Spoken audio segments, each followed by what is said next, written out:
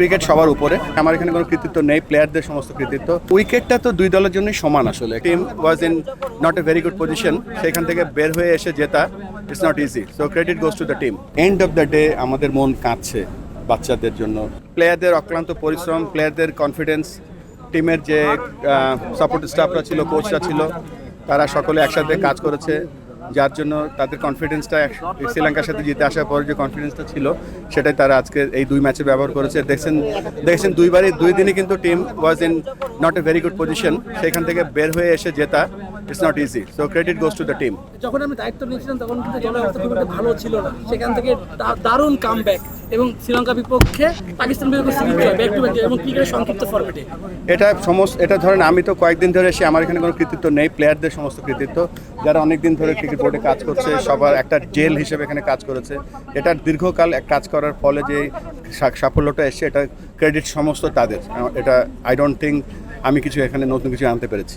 ভাই, এসিসির মিটিং নিয়ে একটা জলঘোলা হচ্ছে, একটু জানাবেন যে এক্স্যাক্টলি এসিসির ব্যাপারটা একেবারে ক্লিয়ার করে দেই। এসিসি হচ্ছে একটা অর্গানাইজেশন, এশিয়ার 5টা ফুল মেম্বার এবং 25টা অ্যাসোসিয়েট মেম্বার নিয়ে কাজ করে। এসিসি থেকে আমাদের কাছে প্রপোজাল এসেছিল যে আমরা এই এজিএমটাকে হোস্ট করতে চাই কিনা।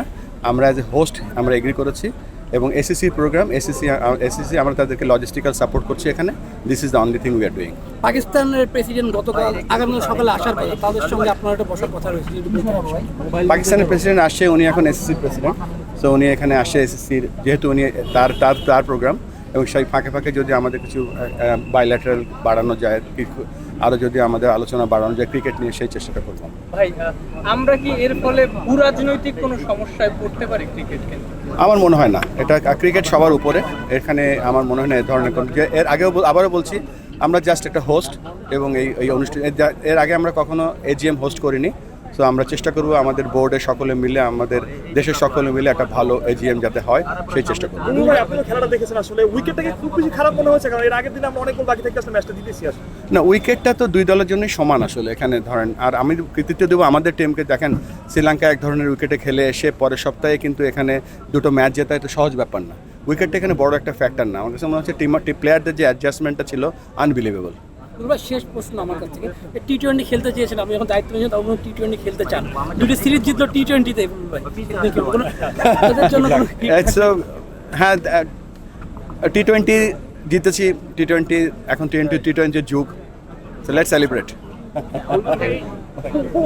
এসিসির মিটিংটাতে যেই মেম্বারগুলো পার্টিসিপেট করছে না, যারা আসছে না, তাদের ওই বোর্ডগুলোর সাথে কি বিসিবির আলাদাভাবে? না, বিসিবি তো জাস্ট হোস্ট।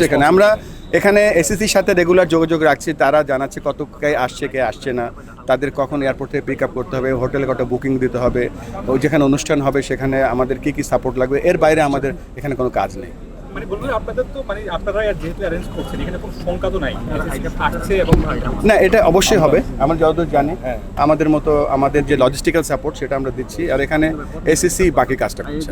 এই মিটিংটাতে মানে মূলত কোন বিষয়গুলোর দিকে আসলে আমরা এজেন্ডাটা এখনো দেখিনি আর কি।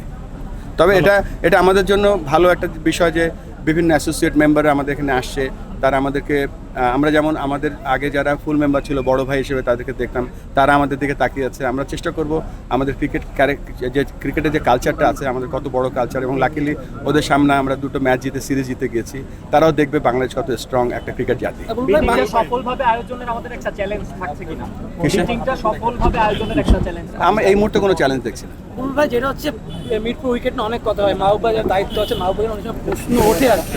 এখন বাংলাদেশ সিরিজ জিতলো, সে আপনাদের সাথে একসাথে কাজ করবে, তাকে নিয়ে কি বলবেন? মাহবুব ভাই বলবেন, আপনি বলবেন, আপনি শুনতে চাচ্ছেন। মাহবুব ভাই অনেকগুলো ডিপার্টমেন্ট দেখছেন এবং সাথে সাথে গ্রাউন্ডস কমিটি। গ্রাউন্ডস আপনি জানেন শুধু কিন্তু মিরপুর গ্রাউন্ড না, আমাদের সারা দেশে 7টা খালি টেস্ট ভেন্যু আছে, এবং আমাদের অনেক প্রজেক্ট আসছে যেগুলোকে আমরা আরও সুদৃঢ় কীভাবে করতে পারি, ফ্যাসিলিটি কীভাবে বাড়াতে পারি, সে অনেকগুলো কাজ আমাদের গ্রাউন্ড ডিপার্টমেন্ট করছে এবং মাহবুব হিসেবে চেয়ারম্যান।